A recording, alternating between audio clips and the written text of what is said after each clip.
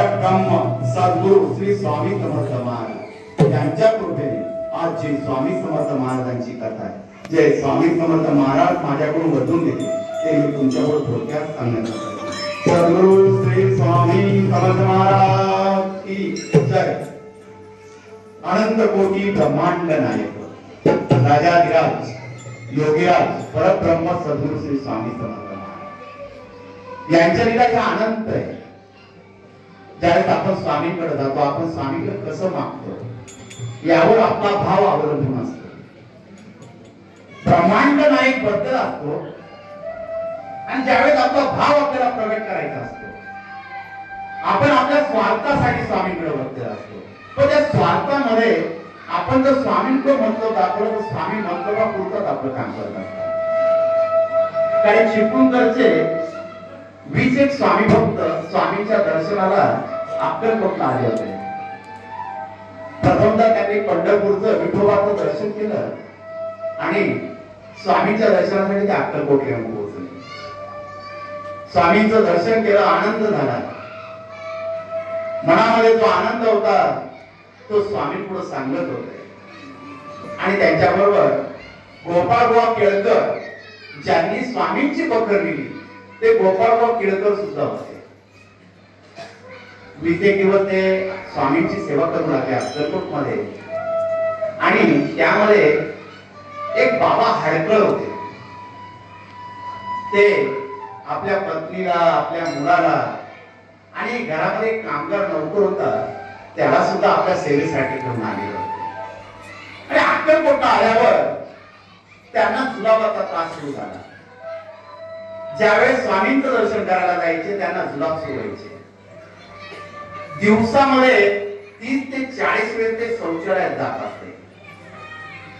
स्वामींचं कसं तरी दर्शन करायचं आणि हा त्रास त्यांना चालू झाला. आणि हा त्रास चालू असताना त्यांच्या मुलाला तो त्रास चालू झाला आणि पत्नीला तो त्रास चालू झाला. त्यांनी 20 दिवस या त्रासामध्ये वेदना सहन करत होते. आणि त्यांच्या ग्रुपमध्ये एक वैद्य सुद्धा होते. त्या वैद्यात त्यांनी दाखवलं पण फरक काहीच पडत नव्हता. गोपाळबुवांना त्यांनी सांगितलं, गोपाळबुवा वैद्याला दाखवलं फरकच पडत नाही. आता आम्ही या दुखण्याला त्रासलो आहोत. आणि त्यात सर्व ग्रुप बद्दल असताना पैशाची कमतरता भासल्यामुळे सर्वांमध्ये विषय झाला की आता घराकडे जावं, आता आपल्याकडे पुढचे पैसे नाही इथं राहण्यासाठी. ज्यावेळी घरी जाण्याचा विषय झाला या हडकळ बाबांच्या मुलाला त्या ठिकाणी रडू कोसळलं आणि ते केळकर बुवांकडे आले. त्यांना बोलू लागले, सर्वजण आमच्या घरी जायचं पण आमच्याकडे आमच्या पूर्ण फॅमिलीला, आमच्या पूर्ण कुटुंबाला पूर्ण त्रास होत आहे आणि या त्रासामध्ये आम्ही घरी कसं जावं याची चिंता लागली. म्हणून ते केळकर बुवांकडे रडू लागले. केळकर बुवा बोलले, रडू नका, काहीतरी मार्ग काढूया आपण. काही यांना चिंता लागू लागली. आपण तो प्रवास करणार आहोत, प्रत्येक ठिकाणी गाडी थांबवणं शक्य नाही, तर काय करावं. सकाळ झाली आणि त्यावेळेस ते त्याला बोलू लागले, केळकर बुवा की आपण स्वामींकडे जाऊ, सुंठ घेऊन जाऊ, साखर घेऊन जाऊ आणि स्वामींना आपल्या मनातलं संकट आपण सांगूया. निघाले आणि स्वामी महाराज त्यावेळेस चोळप्पा महाराजांच्या घरी जात होते. चोळप्पा महाराज सकाळी सकाळी स्वामींना स्नान घालत होते आणि स्वामींनी स्नान केल्यानंतर स्वामींच्या अंगावर पितांबर नेसवण्यात आला. स्वामी महाराज आपल्या जागेवर चोळप्पा महाराजांच्या घरी बसले आणि तेवढ्यात ते दोघं तिथे पोहोचले. आणि ते ज्यावेळेस आले स्वामी त्यांच्याकडे पाहून केल्यासारखं स्वामींनी केलं. पण केळकर बुवा समोर आले. स्वामी मंत्र असे स्मित असे हसले. दोघांनी स्वामींना नमस्कार केला आणि सुंठ आणि साखर स्वामींची वर ठेवली. त्या केळकर बुवा सांगू लागले, महाराज यांना तुम्हाला प्रार्थना करायची.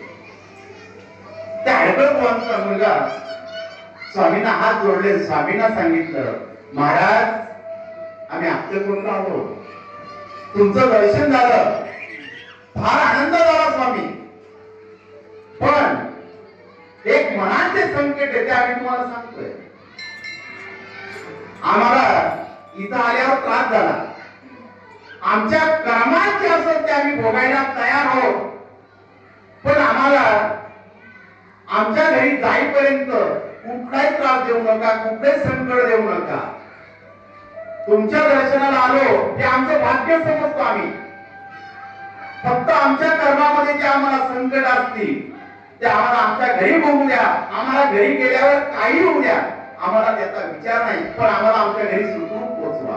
हे शब्द बोलल्यावर महाराजांनी डोळे उघडले आणि त्याच्याकडे पाहिलं आणि महाराज त्याला बोलू लागले, घरगुती होतो मी जर ठरलो. महाराज एवढे शब्द बोलले आणि केळकर बोलले, केळकर एका बघा हे सुंद आणि सगळ्याला बघा. महाराज एवढे शब्द बोलले, सुंद त्याच्या हातात. त्यांनी स्वामींना नमस्कार केला आणि जी त्यांनी बैलगाडी केली होती त्याच्यामध्ये सगळ्यांच्या बैलगाड्या सुरू झाल्या जाण्यासाठी. आता गाडीमध्ये बदले विचार पडला होता की यांना शौचाचा त्रास आहे, किती ठिकाणी गाडी थांबवा लागेल. तर ते गाडीमध्ये बसले, दिवसभर प्रवास चालू होता, कुठेही त्यांना त्रास झाला नाही. मग मुक्कामासाठी एक ठिकाणी गाडी थांबली आणि तिथून त्यांना त्रास सुरू झाला. परत सकाळ झाली, गाडीमध्ये बसले, त्रास बंद झाला. ते जिथं गाडी थांबत असेल तिथं त्यांना त्रास होत असे आणि गाडीमध्ये बसल्यावर त्यांना कुठलाही त्रास होत नसे. आणि घरी आल्यावर त्यांना तो त्रास थांबलाच नाही. आणि त्यावेळेस केळकर बुवांना मनामध्ये शंका येऊ लागली. ते परत अक्कलकोटला आले आणि स्वामी पुढे हात जोडले, स्वामीला विनंती केली, स्वामी महाराज असं का? त्यावेळेस स्वामी महाराज म्हणतात, तू थांब, माझ्याकडे भक्त येणार आहे, त्या भक्ताचं जी निराकरण आहे त्या तुझ्या प्रश्नाचं उत्तर तुला मिळून जाणार आहे. हैदराबादला विठ्ठलराव मामलेदार म्हणून काम करत होते. पण मामलेदार म्हणून काम करत असताना ते मजा खूप करत असते. त्यांना सर्व प्रकारचे नाद होते, सर्व प्रकारचे व्यसन होते, स्त्री पासून तर सर्व व्यसन त्यांना लागलेले होते. आणि अशातच मोगलांचं राज्य होतं हैदराबाद मध्ये. आणि त्या मोगलांना समजलं विठ्ठलरावचं काम काही बरोबर नाहीये, याचा पैशाच्या अफरातफरी चालतात, याला अटक करण्यात यावी. आणि त्या विठ्ठलराव हैदराबाद मधून फरार झाले. ते माणिक प्रभूंचे भक्त होते. माणिक प्रभूंना त्यांनी गुरु केलेलं होतं, त्यांची ते सेवा करत असते.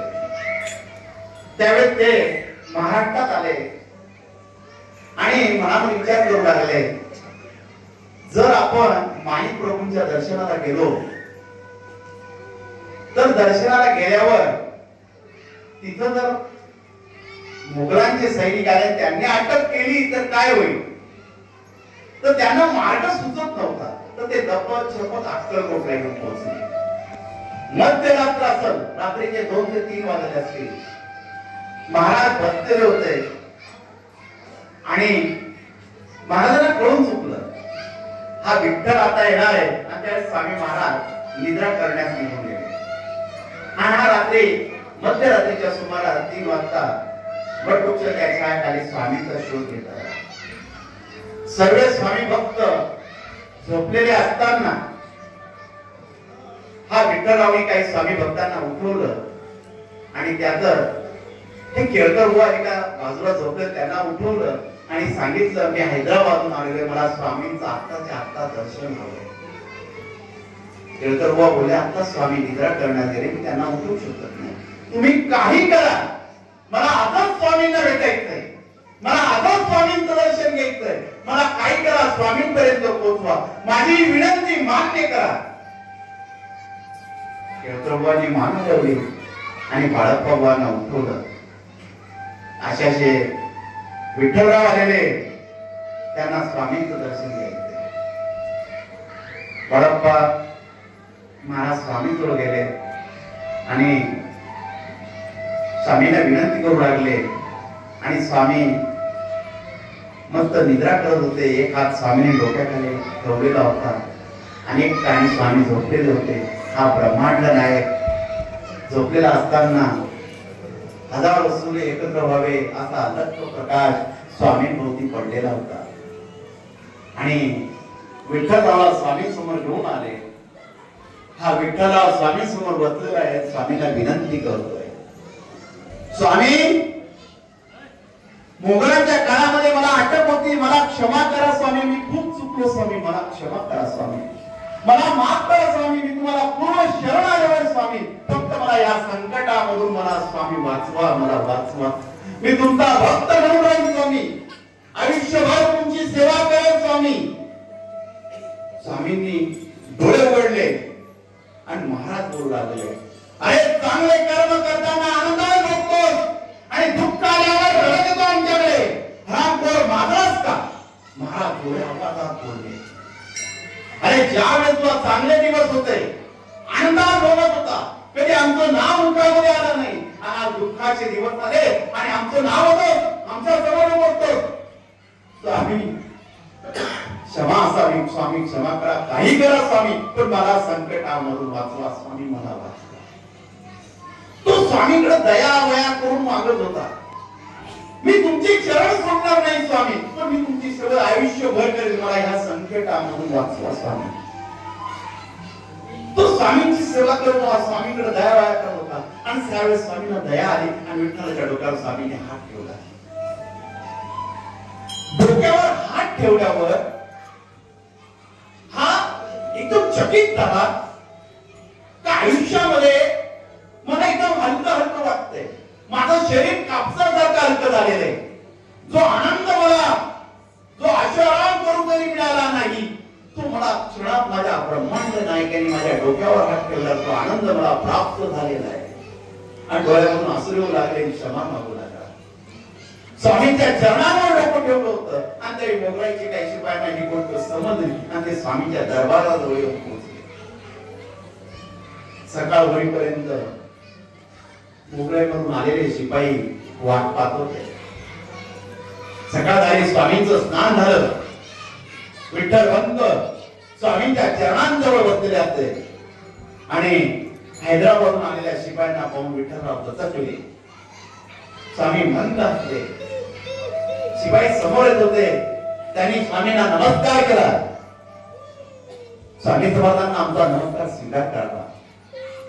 विठ्ठलरावनी आपल्या कामावर रुजू व्हावं, त्यांच्यावर जो आरोप होता तो रद्द झालेला आहे, त्यांची निर्दोष मुक्तता झालेली आहे, त्यांनी लवकर हैदराबाद मध्ये यावं आणि आपला कारभार सांभाळावा हे सांगण्यासाठी आम्ही खास हैदराबादहून आलेलो आहे. आणि त्या विठ्ठलराव चकित झाले, डोळ्यातून आसरू येऊ लागले, स्वामींकडे बघू लागले आणि मुखावरून स्वामींचं नाव येऊ लागलं, श्री स्वामी समर्थ, जय जय स्वामी समर्थ, सद्गुरु स्वामी समर्थ, जय जय स्वामी समर्थ, महाराज श्री स्वामी समर्थ, जय जय स्वामी समर्थ, सद्गुरु स्वामी समर्थ, जय जय स्वामी समर्थ.